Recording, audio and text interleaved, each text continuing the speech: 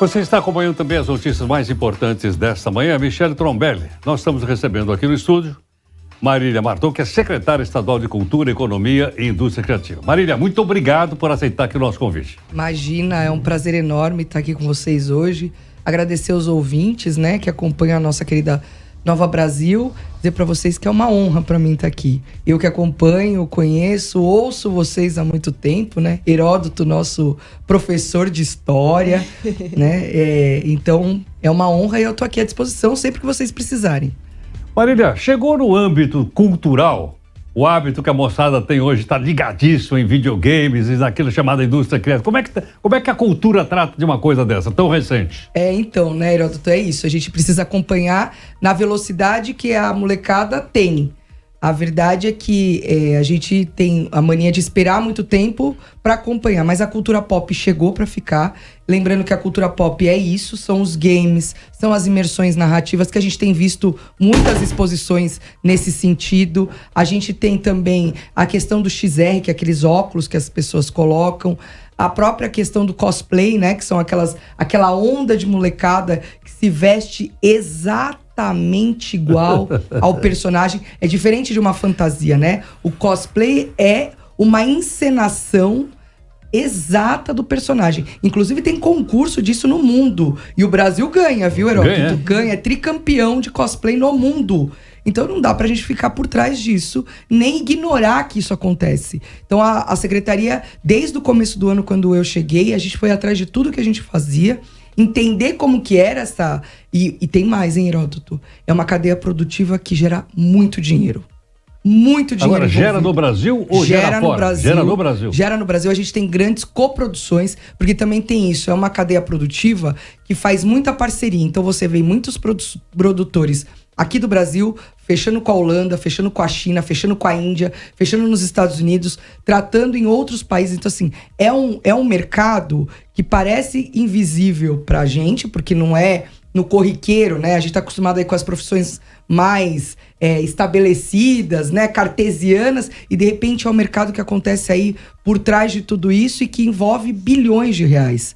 Né? A gente tem aí a informação de que uma feira de negócios passa de 150 milhões de dólares de dinheiro envolvido em parcerias, coproduções, produções, vendas. Quer dizer, então, entre outras feiras, nós vamos também ter uma dessa. Vamos ter. Na verdade, o Brasil ele já tem uma feira que acontece aqui há muitos anos, chamada CCXP, que está acontecendo agora, inclusive, e que envolve o mercado da cultura pop no geral. Então, o que é a cultura pop? Todos os games, filmes, séries, tudo isso que envolve o audiovisual também está na nossa cultura pop. Claro, também envolve cosplay, K-pop, tudo isso que faz parte dessa nova cultura. E tinha um mercado que a gente tem aqui no Brasil que já vinha crescendo, que acontecia através de uma feira chamada Big Festival, que inclusive é grande, relativamente grande, que este ano, após pandemia, teve mais de 50 mil visitantes, fez mais de 150 milhões de dólares em negócios. E agora, numa grande parceria que a gente conseguiu aí através do governo do estado, de dizer que a gente... Porque é uma coisa de credibilidade também, né? Há uma grande feira que existia nos Estados Unidos, chamada E3, que pós-pandemia ela não voltou, Heródoto. E para as Américas, isso foi uma perda, porque acabou-se não tendo aqui nas Américas uma feira de negócios do tamanho que é necessário, porque a gente está falando de mercados como o Brasil, mercados como os Estados Unidos, Canadá e toda a América Latina, né? Então a gente tá falando de uma população que é metade do mundo. E a gente perdeu isso. Bom, eu estive na Gamescom, né, em agosto, e lá com o Gustavo, que é o CEO do Big, a gente sentou com os donos, né, a Colomés e a Game, que é uma entidade que são donos da Gamescom, que é a maior feira de games do mundo. E aí a gente bateu o martelo de trazer a Gamescom Latam, que já começa como a maior feira de games da América Latina. Quando? Em junho do ano que vem, a gente eles já ontem lançaram aí o site, a gente já tem aí as pessoas que podem entrar e começar a ter as primeiras informações, e já chega com as grandes publicadoras, né? Nintendo, Xbox, Microsoft, enfim, a gente aqui também atrás de outros grandes players, porque a verdade é que a gente vira o grande mercado latino-americano e americano, porque como não há lá, é provável que a gente aí em junho tenha publicações, porque essas feiras lançam as coisas novas.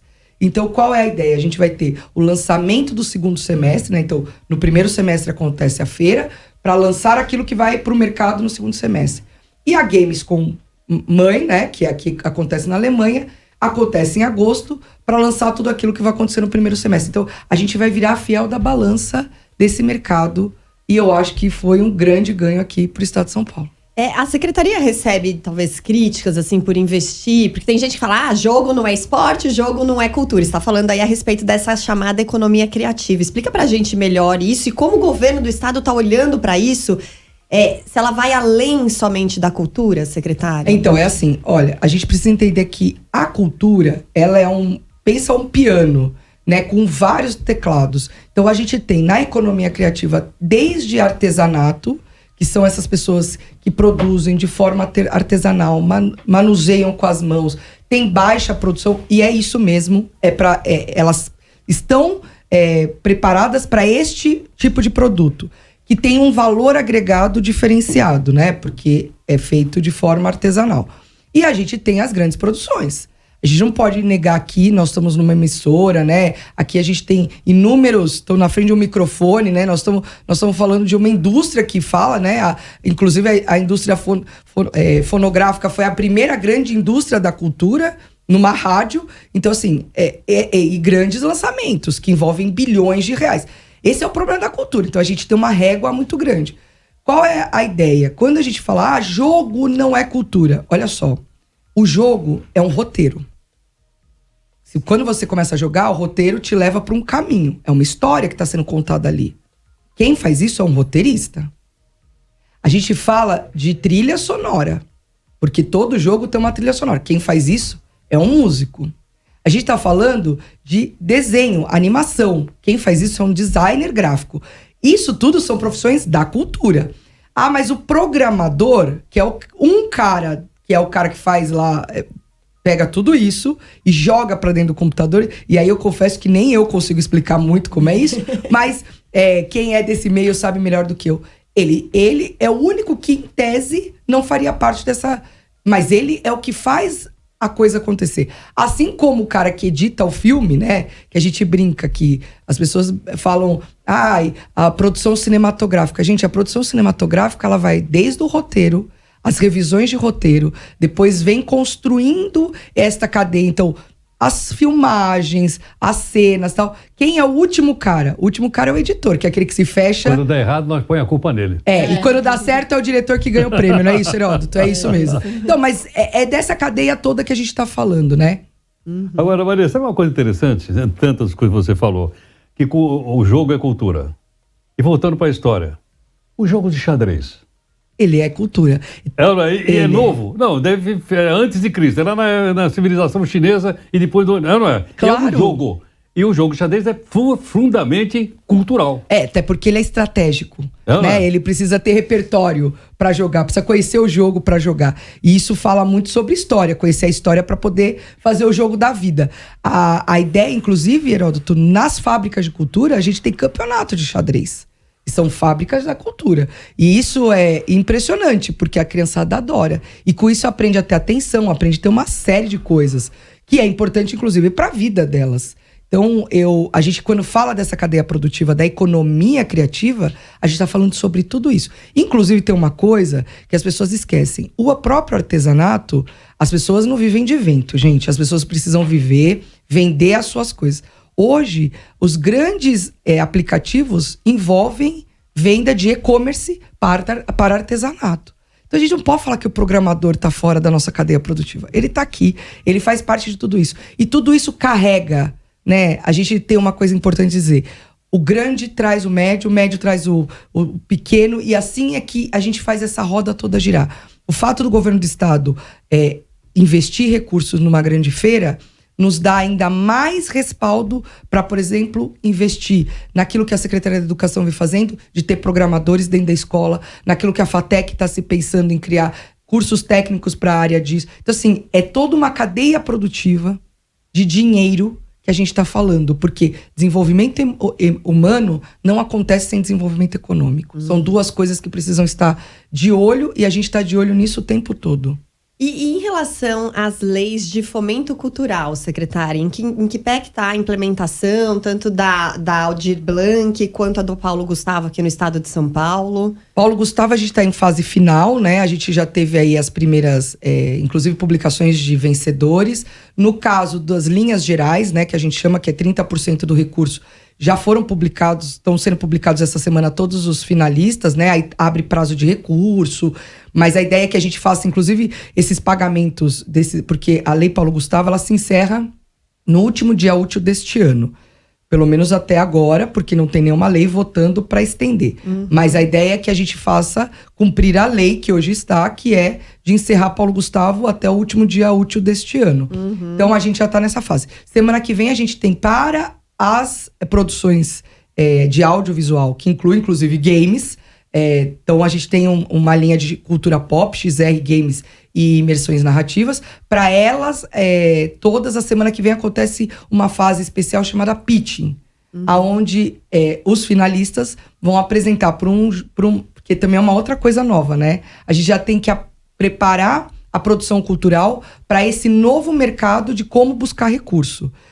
Ninguém mais faz reuniões intermináveis, gente. Então, assim, aquela história de que o artista ia na grande empresa, ficava lá 2 horas apresentando seu projeto. Esquece, as grandes empresas, elas recebem, elas não querem mais nem que apresente PowerPoint. Elas querem, qual é o seu projeto? Você tem 10 minutos para apresentar. É isso. Então é o mundo outro, né? Diria Bauman que é o mundo do fluidez mesmo, do líquido. Então tem uma velocidade outra. Então a gente acaba, na próprio audiovisual, a gente pensou, então vamos já treinar essas pessoas para isso. Então agora os finalistas vão para uma mesa de pitching. E aí a gente espera que até o dia 30, né? Acho que é 29 o último dia do ano útil. Será 29, não, acho que é 29. A gente ter realmente encerrado a Paulo Gustavo. A Aldir Blanc teve a prorrogação do seu prazo, então ela tem até o ano que vem para fazer tudo isso. E aqui no estado de São Paulo a gente está pensando em juntar o Pensar da Aldir Blanc com a Lei de Fomento do Estado de Editais, que é o PROAC Editais. Nesse volume a gente tem em torno de 320 milhões de reais em recursos de fomento. O que a gente quer? Sentar com o setor e começar logo no início do ano a discutir como nós vamos fortalecer o setor, sendo que a lei Aldir Blanc é para 5 anos. Então a gente tem que pensar como que... Não adianta falar, vamos dar 20 mil reais para todo mundo. Tá, e no final das contas, o que nós criamos dessa cadeia produtiva? Então, o fortalecimento da cadeia produtiva passa também para que as pessoas entendam quais são seus compromissos. Então, o compromisso da Secretaria com o setor da cultura é como nós vamos construir uma cultura forte, perene, a partir de 320 milhões que nós teremos por 5 anos. Né? Então, nós vamos investir em formação, nós vamos investir mais em difusão, vamos investir em internacionalização, não sei. Agora é a hora que nós vamos sentar com eles para discutir tudo isso. Ok. Marília, nós estamos vivendo uma nova fase do capitalismo. Fruto das transformações pelas quais o capitalismo... Claro. Que é um capitalismo informacional, está voltado fundamentalmente também para essas áreas todas e engloba o game. Bom, queria te agradecer a gentileza, dizer para você que o último game que eu mexi chamava Banco Imobiliário. Mas você sabe, Heraldo, então vou te contar. Agora o Banco Imobiliário já tem aplicativo para você baixar e jogar. Aí alguém perguntou, eu também brinquei, eu jogava muito Banco Imobiliário, muito Jogo da Vida. Nossa, a gente adorava. Quando eu tinha gêmeos, eu queria morrer. A gente tinha o War, a tabuleiro ficava dias na mesa, né? Tinha que dormir com a carta escondida, porque os meus irmãos iam lá tentar ver qual era o objetivo.